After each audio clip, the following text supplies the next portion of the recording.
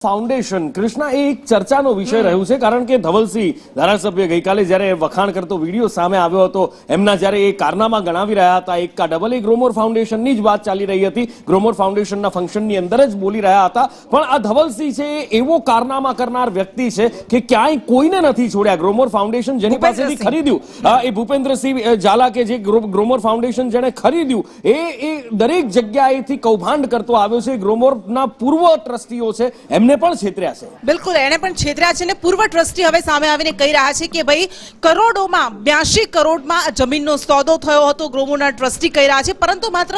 26 કરોડ રૂપિયા તેને ચૂકવ્યા હતા બાકીના ચૂકવ્યા જ નથી।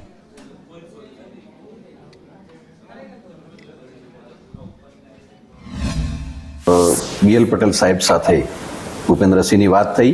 અને એમને એક રસ દાખ્યો અને બીએલ પટેલ સાહેબે બહુ સ્પષ્ટ કીધું કે આ સંસ્થા તમારે આગળ ચલાવવી હોય તો જ આપણે આગળ વધી શકીએ છીએ તમને મેનેજમેન્ટ અમે સુપ્રત કરી શકીએ છીએ એવા કેસના અને એ રજૂઆતની સામે ભૂપેન્દ્રસિંહે અમને એવું કમિટમેન્ટ આપ્યું કે મારે ગ્રોમોરને યુનિવર્સિટી બનાવવાના ઉદ્દેશથી